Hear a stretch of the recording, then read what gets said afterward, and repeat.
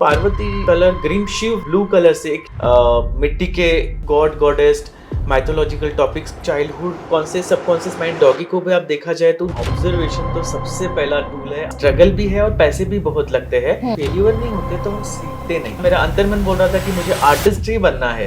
ये आर्टिस्ट को भी खुद से मैम अपडेट होना चाहिए। मुझे मेडिटेशन अच्छा लगता है। Article Art, Culture, Tradition.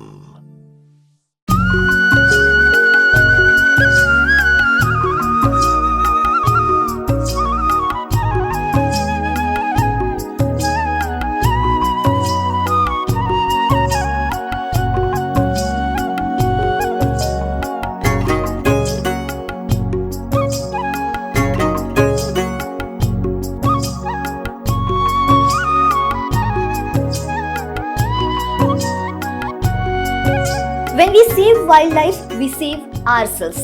ये बात तो हमने कई बार सुनी और जानी भी है, लेकिन हम में से कितने लोग इस बात को समझते हैं?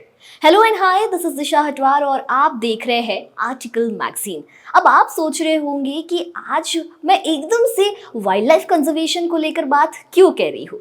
तो इसका मसला ऐसा है कि आज जिस कलाकार से हम आर्टिकल मैगजीन के जरिए आपको मिलाने वाले हैं, उन्होंने भी अपने कला क्षेत्र में कुछ ऐसी पेंटिंग्स बनाई हैं जो वाइल्ड लाइफ से जुड़ी हुई है और पेट एनिमल से भी जुड़ी हुई है, और उनकी भावनाओं को बहुत ही बखूबी दिखाने का काम उन्होंने अपनी पेंटिंग्स में किया है। कौन है ये कलाकार, क्या है इनकी पेंटिंग्स के पीछे की सोच, इन सारी चीज़ों के बारे में बात करेंगे आज के इस सेशन में। तो चलिए ज़्यादा वक्त नहीं गवाते हैं and let's check it out कि कौन है वो शख्सियत जिनसे आज हम लोग मिलने वाले हैं। तो जैसा मैंने कहा था आपको, आज मैं आपको एक ऐसे कलाकार से मिलाने वाली हूँ जो बहुत ही ज़्यादा टैलेंटेड है और अक्सर इनकी जो पेंटिंग्स होती है वो एनिमल सेंट्रिक होती है और एनिमल्स की भावनाओं को समझने का काम ये करते हैं अपनी पेंटिंग्स के जरिए। तो आज उनसे मुलाकात करते हैं जो बहुत सारी क्रिएटिव पेंटिंग्स अब तक बना चुके हैं, none other than very talented Manish Bowde जी।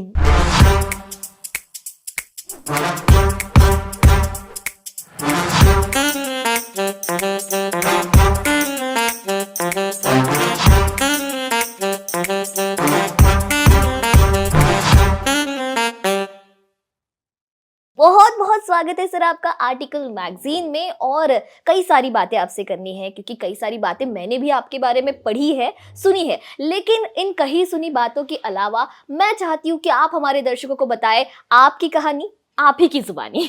सबसे पहले तो मैं आर्टिकल मैगजीन का तहे दिल से शुक्रिया अदा करना चाहता हूँ कि आपने मुझे इंटरव्यू लेने के काबिल समझा। तो मैं शुरुआत इससे करना चाहता हूँ कि मैं होम टाउन से, मैं बेसिकली मेरा होम टाउन यवतमाल है, मैं यवतमाल से बिलोंग करता हूँ। जैसे ही स्टार्टिंग में मेरे घर का जो वातावरण था पूरा तो आध्यात्मिक था।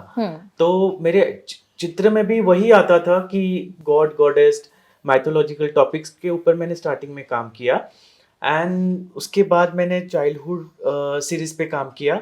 ऐसे फिर अभी लेटेस्ट मेरा सीरीज पेट सीरीज पे मैं काम कर रहा हूँ। पेट सीरीज पे सर आपने बताया कि आप पहले मैथोलॉजिकल सीरीज के ऊपर काम करते थे, वो उनकी कुछ ऐसी पेंटिंग्स जो आपके जहन में अभी भी याद है या फिर ऐसा कुछ जो आप हमारे दर्शकों के साथ शेयर करना चाहते हैं? यस मैम, मुझे याद है कि एक मैंने शिव शक्ति करके एक पेंटिंग बनाया था। उसमें मैंने शिव जी एंड शक्ति मतलब पार्वती जी ऐसे दोनों भी एक ही हिस्से दोनों ऐसे निकलते हुए दिखाया था। उसमें मैंने पार्वती जी का कलर ग्रीन कलर से दिखाया था क्योंकि जो स्त्री होती है, जो नारी होती है, वो एक क्रिएटिविटी का स्रोत होती है, सृजनात्मक, उसको बहुत महत्व दिया गया है। जैसे पार्वती जी को मैंने ग्रीन कलर से मैंने उनको एक अपने अर्थ से रिप्रेजेंट किया था, और जो शिव है वो हमेशा स्टेबल होते हैं, तो मैंने उनको ब्लू कलर से एक शांत मुद्रा में दिखाए थे।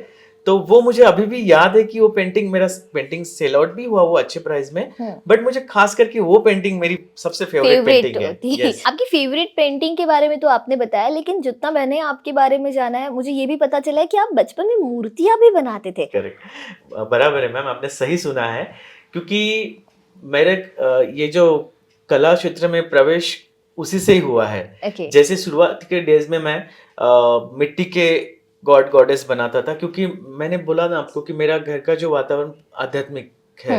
मेरे ग्रैंडफादर जो थे वो एस्ट्रोलॉजर थे, तो हमारे घर में एक दुर्गा माता, गणेश जी, ये सब बैठे थे, और वह मैं अपने हाथ से बना के मिट्टी से उनको विराजमान करता था। और उसी से ही मेरे आर्ट में रुचि निर्माण हुई। और मैं ये बोलना चाहता हूँ कि वही उन्होंने मुझे मार्गदर्शन भी किया है सब। ओके, तो मतलब वही से शुरुआत हुई आपकी। हाँ। अच्छा, पर कब आपको रियलाइज हुआ कि एक ऐसा इंस्टिंक्ट होता है ना कि नहीं यार, मुझे इसी चीज में आगे बढ़ना है? वाज देयर एनी इंस्टिंक्ट कि नहीं अब मुझे इस सेक्टर में आगे जाना है? ऐसा कुछ आपके साथ हुआ? मैं फ्रैंकली बताऊँ तो मेरे घर पे सभी लोगों ने मुझे अपोज किया था कि मेरे घर में सभी डॉक्टर, इंजीनियर, टीचर्स, ये सब लोग हैं। बट कला क्षेत्र में जाने के लिए मुझे तो पहले घर से इतना ये नहीं था, सपोर्ट नहीं था। बट मैंने खुद सबसे लड़के मैंने ये फील्ड में एक पदार्पण किया, क्योंकि मुझे खुद से मन से था, मेरा अंतर्मन बोल रहा था कि मुझे आर्टिस्ट ही बनना है। क्योंकि मेरे चित्र में वो आता था, सब अच्छे से होते थे, सब लोग प्रशंसा करते थे, और जो मैं मूर्तियां बनाता था उसे भी सब लोग मतलब बहुत अप्रिशिएशन मिलता था। तो मुझे भी लगा कि नहीं, मैंने ये फील्ड में जाना चाहिए। तो मैंने इसके लिए थोड़ा घर में मुझे थोड़ा झगड़ के आना पड़ा। ओके, क्योंकि यवतमाल जो शहर है, क्योंकि उस टाइम पे कहीं ना कहीं आर्ट में अपने खुद का प्रोफेशनल बनाना या फिर करियर, इसको लोग ऑब्वियसली अपोज करते थे, क्योंकि डॉक्टर इंजीनियर वाला एरा तब भी था। और अगर हम लोग यवतमाल की बात करें तो एक ऐसा शहर है जो कहीं ना कहीं लोगों को लगता था कि थोड़ा सा अभी भी जो है मेन स्ट्रीम से थोड़ा सा अलग चलता है। और उस टाइम पे आपने अपोजिशन का सामना किया, कितना डिफिकल्ट हुआ था आपके लिए वो चीज? स्टार्टिंग में मैम तो देखिए, मैं सिंगल पेरेंट, मतलब ये था, पापा नहीं थे, बचपन में गुजर गए। तो मम्मी को ही मुझे, मेरी जो माता थी वो नर्स थी, तो उनको सब संभालना, घर संभालना, और खास करके हमारी जो फील्ड है ना उसमें बहुत ज़्यादा ये पैसे स्ट्रगल भी है और पैसे भी बहुत लगते हैं, क्योंकि पेंट्स, कैनवास, सब चीज़ें लेना। तो स्टार्टिंग में मुझे मेरी माँ ने बोला कि मैं आपको बीएफए तक पढ़ाऊंगी, उसके बाद का आपको खुद का खर्चा खुद करना। बट मैं आपको एक यहाँ पे एक इंसिडेंट बताना चाहता हूँ कि जब मैं बीएफए लास्ट ईयर में था तो मुझे मेरिट अवार्ड मिला, एंड मेरे 2 पेंटिंग जो है वो सेल आउट भी हुए। तो मेरा जो एमएफए का आगे का खर्चे का पैसा पहले से मेरे पास आ गया। तो वो मेरे साथ एक अच्छा इंसिडेंट हुआ। आपकी एक चाइल्डहुड सीरीज भी है, आपने खुद से कितना कनेक्ट किया इस चाइल्डहुड सीरीज को, और कैसे सोचा कि चाइल्डहुड सीरीज मुझे इस पर काम करना चाहिए? मैम देखिए, क्योंकि मुझे ना बचपन से ही वो जो टायर होता है, टायर चलाना, या वो पेबल्स खेलना, कंचे खेलना, वो विट्टी डंडू खेलना, वो बहुत अच्छा लगता था। तो मैं एक दिन ऐसे एक स्केचेस कर रहा था यवतमाल में, तो बच्चे खेल रहे थे, तो मुझे क्लिक हुआ कि नहीं, क्यों ना हम ये चाइल्ड सीरीज हम इस पे ऊपर वर्क कर सकते, उसको भी एक अच्छे लेवल पे काम कर सकते। तो वो पूरा चाइल्ड सीरीज का काम मेरा जहांगीर आर्ट गैलरी में एग्जिबिट किया था मैम, जब मेरा शो हुआ था वहाँ पे।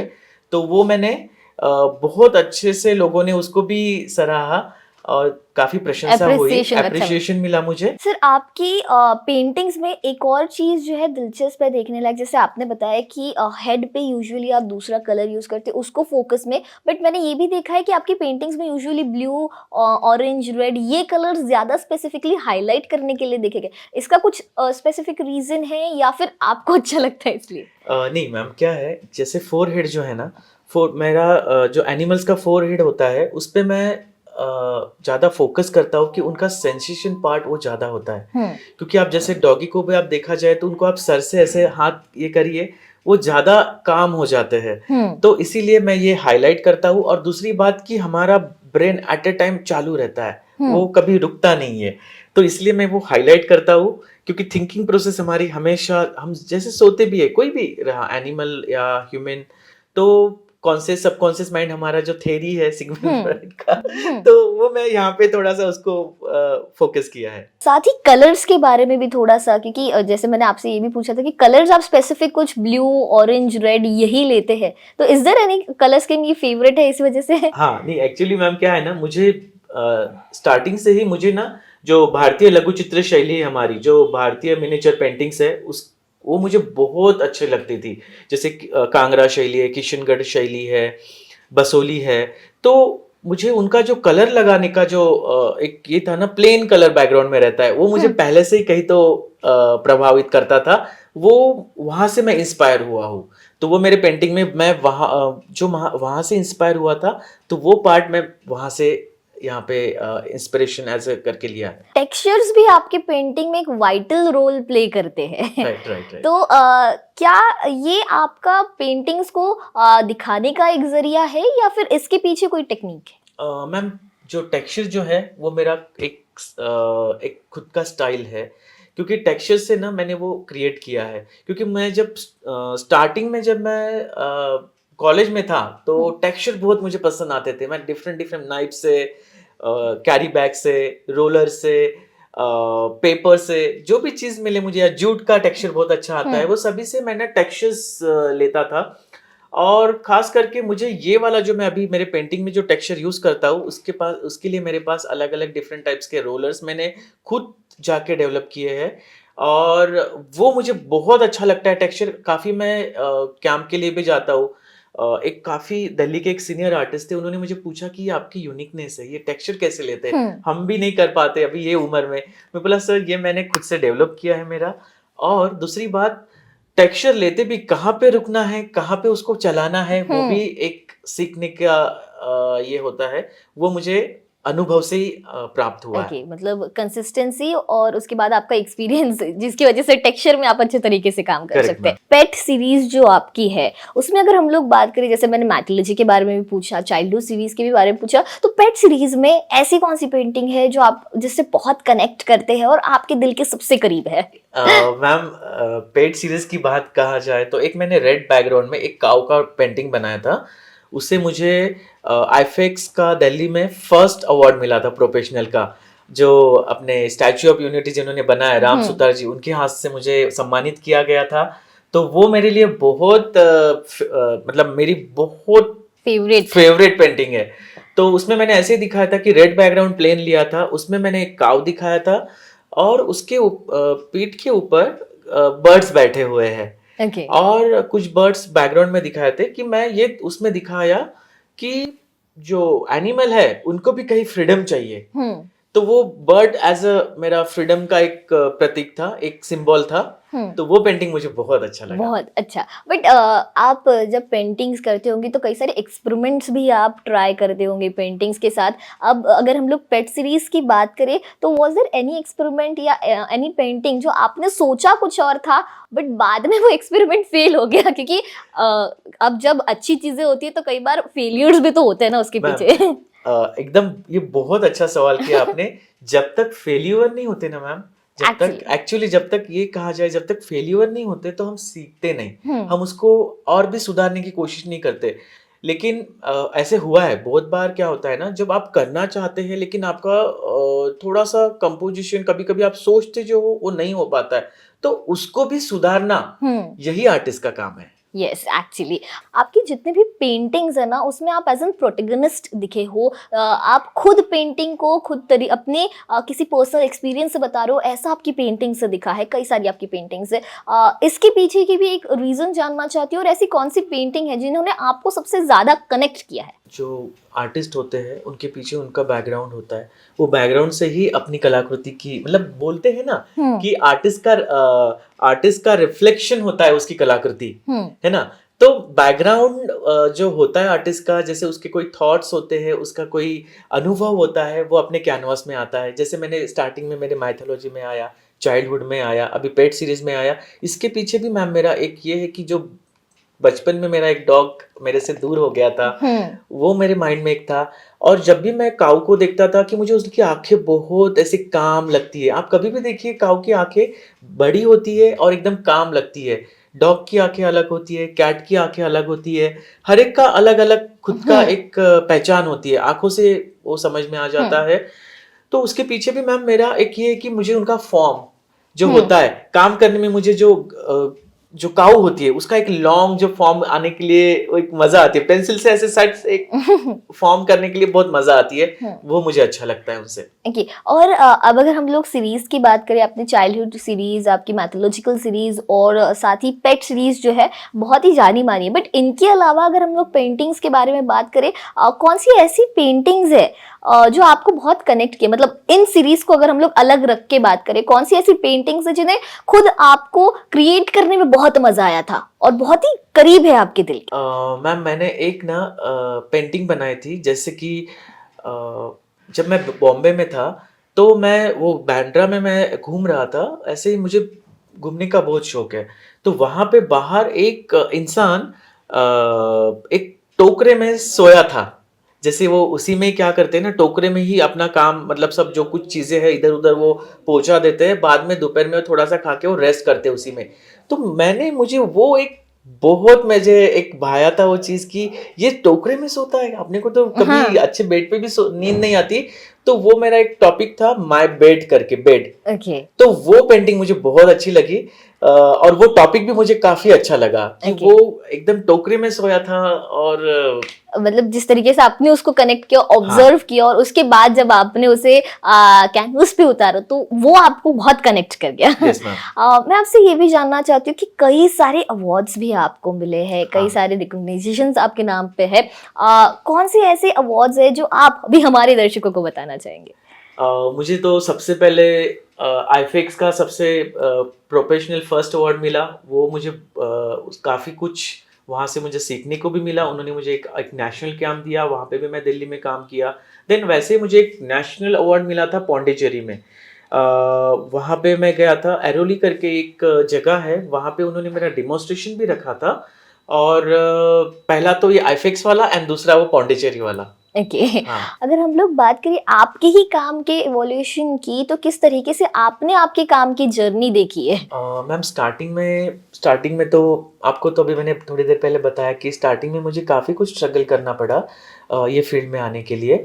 बट जैसे मुझे मेरिट अवार्ड मिला, मेरी माता जी यहाँ आए थे मेरे एग्जीबिशन देखने के लिए, तब उनको बहुत अच्छा लगा कि इसको अवार्ड मिला, इसके 2 पेंटिंग सोल्ड हो गए, और तभी उनको अच्छा लगा कि नहीं, दैट टाइम मैं गलत थी, तुम सही थे लेकिन तुमने वो करके दिखाया। फिर मैंने एमएफए किया, एमएफए में भी मैंने टॉप किया मैम, वहाँ पे मैंने 1 साल फेलोशिप किया एमएफए में। फिर उसके बाद मैं बॉम्बे गया, बॉम्बे में मेरे काफ़ी कुछ एग्जीबिशंस एंड वर्क किए, तो वहाँ से भी मुझे बहुत कुछ सीखने के लिए मिला। लेकिन मुझे देखा जाए तो मुझे बॉम्बे इसलिए पसंद आया कि वो हमारी कर्म जैसे बोलते हैं ना कि कर्म भूमि बोलते हैं, और वहां पे तो आर्टिस्ट का हब है एकदम, क्योंकि वहां पे हर जगह का आर्टिस्ट आके अपने काम दिखाते हैं, बहुत कुछ सीखने को मिलता है, बहुत कुछ देखने को मिलता है।